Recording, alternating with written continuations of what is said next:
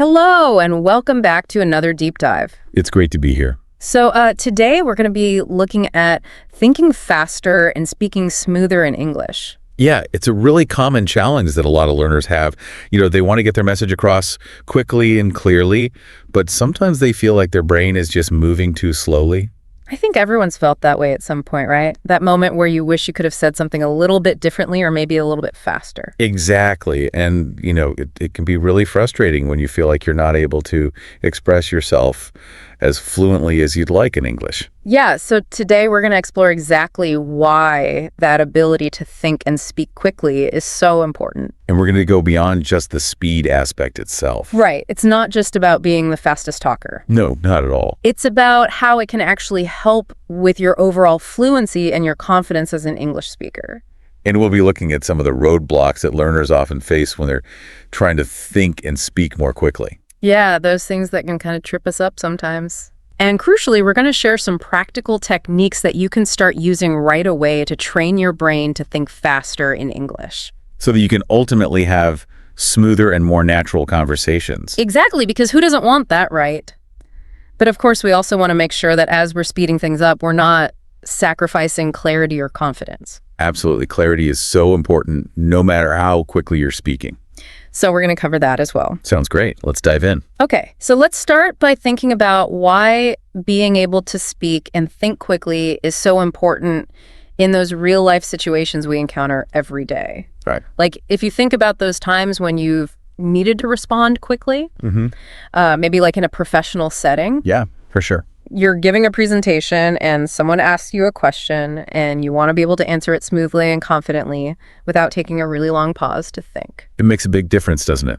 It does. Because in a professional context, if you can think on your feet and express your thoughts concisely, it really gives the impression that you have a strong command of the language and of the subject matter. Exactly. It projects confidence, and that's so important. It really is. But it's not just about professional settings, right? It also comes up a lot in those everyday social interactions. Oh, absolutely. Like, imagine you're meeting someone new. Uh-huh. You want the conversation to flow naturally. You don't want there to be awkward silences or long pauses where you're struggling to come up with what to say next. It really disrupts the flow. It does, and it makes it harder to connect the person you're talking to. For sure. And then if you think about discussions or maybe even friendly debates, Right. being able to quickly formulate your thoughts and articulate them clearly allows you to get your point across more effectively. Yeah, if you can think of the perfect word or phrase at just the right moment, it can really strengthen your argument. For sure. So really, when you think about it, quicker thinking leads to more fluent speaking, and that greater fluency just makes for better communication overall. I think that's a great summary. Okay, so we've talked about why it's so important now. Let's look at some of the things that make it so challenging for English learners. Yeah, why is it that many people struggle with thinking and speaking faster in English? Well, one of the biggest things I hear from learners is that they have this tendency to translate everything from their first language into English in their heads before they speak. Yeah, that's so common. And that extra step, that mental translation, it just takes up so much time. It really does. It's like you're creating this bottleneck in your thought process. And by the time you've constructed the perfect sentence in your head, the conversation has moved on. Exactly. Or you've missed your opportunity to contribute. And I think another big challenge for many learners is the fear of making mistakes. Oh, absolutely. The fear of making mistakes can be paralyzing for some people. They're so focused on being perfect. Right on getting every single word and grammar rule, right? That it actually makes them more hesitant to speak at all. Because they're so worried about making a mistake. And ironically, that can actually hinder their progress in the long run. Right, because the more you practice speaking, the more you'll learn from your mistakes and the better you'll become. Exactly. And it's important to remember that even native English speakers make mistakes. Oh, yeah. All the time. They might use the wrong word or mispronounce something or stumble over their words, but they usually just keep going. And you know what? Most people don't even notice those little mistakes. Right, because they're focused on the overall message. It's more important to be able to communicate effectively than to be perfectly grammatically correct. So true. So don't let the fear of making mistakes hold you back. Absolutely. Embrace those mistakes. They're valuable learning opportunities. And another challenge that comes up quite often is simply not having a large enough vocabulary. Yeah, that's a big one. When you can't find the right word to express what you want to say, it can really slow you down. You're searching your brain, trying to come up with that word, and meanwhile, there's a silence in the conversation. And those silences can feel like an eternity, can't they? And sometimes learners aren't familiar with all those little filler words that native speakers use to kind of buy themselves some time to think. You mean like, Yeah. and and Exactly. Those phrases can actually help you sound more natural and fluent. because they fill those little gaps in the conversation and give you a moment to gather your thoughts. Another thing that can impact speaking speed is not getting enough listening practice. Oh, that's crucial because when you listen to English, you're training your brain to process the language more quickly. And the more you listen, the easier it becomes to understand and respond to what you hear. It's like anything else. The more you practice, the better you get. So just to recap, some of the biggest hurdles that can slow down your speaking are Let's see. the tendency to translate, the fear of making mistakes, Right. a limited active vocabulary, not knowing enough of those filler words, Yeah. and not getting enough listening practice. Okay, so those are some of the challenges. Now let's talk about what we can do about them. Let's get practical. Yes. Let's dive into some techniques that can help you train your brain to think faster in English. And ultimately become a more confident and fluent speaker. So first, let's address that translation issue. How can we stop translating everything in our heads? One of the most effective ways is to actually practice thinking directly in English. What does that look like? So instead of forming a thought in your native language and then translating it into English, try to form the thought directly in English from the beginning. That sounds challenging. It can be, but it gets easier with practice. And how can we practice that?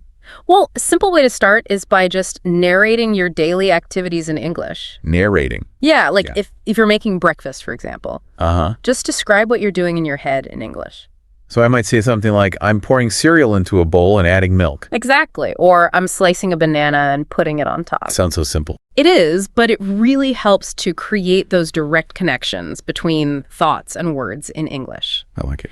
Another technique that's really good for getting your brain working quickly is something we can call speed talking. Speed talking, what's that? You set a timer for like 1 minute and you just talk about a familiar topic without stopping. For a whole minute. Yep. And the goal isn't to be grammatically perfect or to use super advanced vocabulary. So it's not about being perfect. Not at all. It's about keeping those words flowing and getting your brain used to thinking and speaking quickly in English. Interesting. So just say whatever comes to mind. Exactly. And if you get stuck, just use those filler words we talked about. Like, or let me see. Right. Just something to keep the momentum going. I can see how that would be helpful. Okay. So another really powerful technique is called shadowing. Shadowing, I've heard of that. You basically listen to a native English speaker, like maybe from a podcast or a video clip, Right. and you try to repeat what they're saying at the same time as they're saying it. Oh, so you're trying to keep up with them. Yeah. And it might sound a little strange at first, but it's really good for training your mouth and your brain to work together more quickly. So it helps you to develop that natural rhythm and flow. Exact. Okay, I like it. And then there's role playing. Role playing, that sounds fun. It is, and it's super useful. You can imagine yourself in different everyday situations, You mean an example? like ordering food at a restaurant, asking for directions, having a conversation with a colleague, Oh. and you practice responding quickly in English. Even if I'm just talking to myself. Exactly. You can do it in front of a mirror or just in your head. The important thing is to get your brain used to thinking and responding in those situations. That's clever. And if you want to add a little bit of fun and competition to your vocabulary practice, you can try word association games. Oh, like those games where someone says a word and then you say the first word that comes to your mind. Exactly. It's a great way to build those quick connections between different words in your vocabulary. And it forces you to think quickly. I like it. And last but not least, there's reading aloud. Ah, classic. It's a really effective way to improve your speaking fluency. Especially if you try to gradually increase your reading speed as you go. Exactly. It helps to bridge that gap between your reading comprehension and your spoken fluency. Okay, so those are some really great techniques for thinking and speaking faster in English. Now, what about confidence? Ah, yes. How can we stay confident while trying to speed up? It's a great question because sometimes when you're focusing on speed, you might feel like your clarity is suffering a little, Right, or that you're making more mistakes. and that can definitely affect your confidence. So how can we avoid that? Well, the first thing to remember is that making mistakes is a normal part of the learning process, It's okay to make mistakes. especially when you're pushing yourself to speak faster. So we shouldn't beat ourselves up when we make a mistake. Definitely not view those mistakes as learning opportunities. And how should we handle those mistakes when they happen? When you make a mistake, try to correct yourself smoothly and naturally. Like how? You can just say something like, sorry, I meant to say, and then continue with what you're saying. So just acknowledge the mistake and move on. Exactly. Don't dwell on it too much. Just keep the conversation flowing. That sounds less intimidating. It is. And another tip is to start at a comfortable pace and then gradually increase your speed over time. So don't try to go from 0 to 60 right away. Exactly. Ease into it. Build up your stamina, so to speak. And what about practicing under pressure? Any tips for that? You can try setting a timer and challenging yourself to speak for a certain amount of time without stopping. Like a minute or two? Yeah. Or if you participate in language exchange sessions, try to answer questions more spontaneously. So I don't overthink my answers. Right. Just go with your gut. I like it. And remember, even though we're talking about speed, clarity is still super important. Yes. Well, of course, we don't want to sacrifice clarity for speed. It's about finding that balance between speaking quickly and speaking clearly.